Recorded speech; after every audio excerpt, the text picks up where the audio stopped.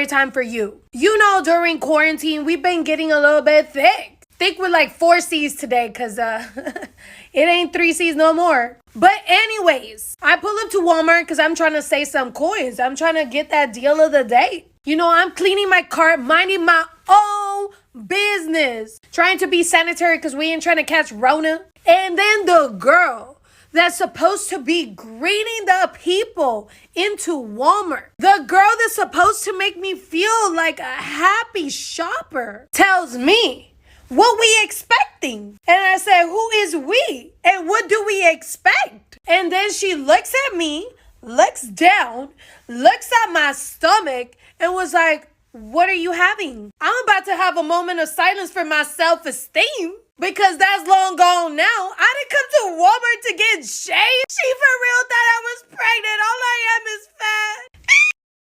Now let's get into the long-awaited story. This story time is how my psycho ex-best friend almost put my boyfriend in jail. We were friends for 6 years, and things took a turn the last 2 years. Whenever she had problems, I listened to her, give her advice. But whenever I vented to her, I was ignored, and the conversation was dry if we weren't speaking about her. After a while, I distanced myself and became friends with my now boyfriend. I started hanging out with him more, and she started to get really jealous. She tried to get me to break up with him, saying he was ugly and broke. When I finally got to my breaking point of cutting her off, I went to her personally and tried to cut off our friendship.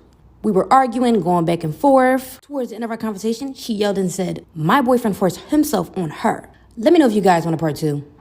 Part 2 on how my psycho ex-best friend almost put my boyfriend in jail. So me and her was arguing, and I was seriously trying to end our relationship because it was really toxic. Towards the end of our conversation, she yelled at me saying that my boyfriend forced himself onto her. I was so confused on how to react. Even though she was crazy, this was my best friend for 6 years, and I met my boyfriend maybe a couple months ago, and she has never said anything like this to me before. And I started thinking, maybe the reason why she hated our relationship is because of what he did to her. So of course, I immediately ended our relationship, and also because she asked me if I could cut him off completely, and I did.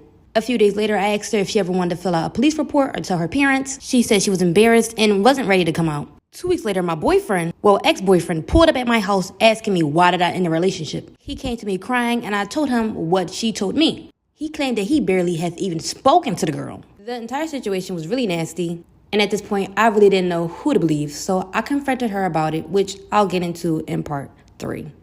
Part 3 on how my psycho ex-best friend almost put my boyfriend in jail. So I went ahead and went to my best friend's house and told her what he told me. She said that he was lying and he was just trying to separate us. She even told me to call the cops if he ever popped up at my house like that ever again. And I'm like, yeah, she's right. He shouldn't have popped up like that. But he was blocked, so he really had no other way of communicating with me. Anyway, over time, I kept asking her if she ever wanted to go to her parents about it or take legal action. And she would always say that she wasn't ready and wasn't comfortable. And of course, I had to understand that because those type of situations are really traumatic. I don't know, maybe a year after the situation, her attitude hasn't really changed. She was still the same psycho, crazy, and manipulative friend. I don't know, I think over time I just started to get tired of her, even after what happened to her. A couple months later, I still asked her again if she ever wanted to press charges. I think she got fed up with me asking, and she told me that the whole thing was a prank. And I'm like, no, it wasn't. She was like, yes, it was a prank, and the prank is over now, and it doesn't matter anymore. I blacked out. You know when you're a kid and an adult sometimes does something and you think, that doesn't seem cool. That doesn't seem like that adult should have done that. But then you get older and you realize that wasn't cool. That adult shouldn't have done that.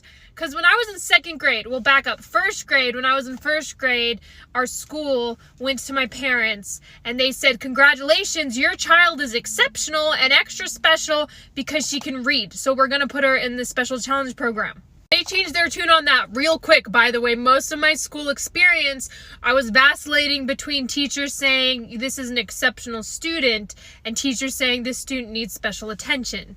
And I don't think I was actually as good at reading as everybody thought when I was younger. They were like, as soon as you could talk, you could read books. But I've seen the home videos of me reading the books, and it's like 1 fish, 2 fish, red fish, blue fish. And I'm like, that little doesn't know words. She just memorized the rhymes. And I think that was because I was deaf for a hot minute as a toddler infant, and my parents didn't realize it, so they're reading me these books and I can't hear. And probably when I got my hearing back, I was like, damn, this fish book really slaps. And I'm like really obsessed with like cadences and sounds now. What was it? what was the story? They put me in a challenge program in 2nd grade.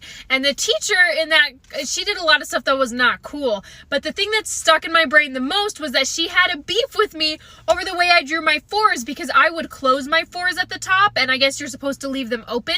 And she would sometimes make comments, and she would be like, remember to draw your 4s right and leave them open at the top. And I would, when you learn to write and you do it automatically, you're not always thinking about it. So I would forget to write the 4s the way she wanted me to. And one day she held me in from recess and made me just write 4. She just made me write pages of 4s during recess. Now, the reason that I drew my 4s the way that I did was because at our school we had this really awesome science teacher that our teachers would sometimes drop us off with, and she would do cool experiments with us, and she would teach us about orcas. And I was like, you're the coolest, I want to be like you when I grow up. I'm going to be a marine biologist. And that was before I found out how hard science is. But she closed the tops of her 4s, so I was just copying her because I thought she was cool.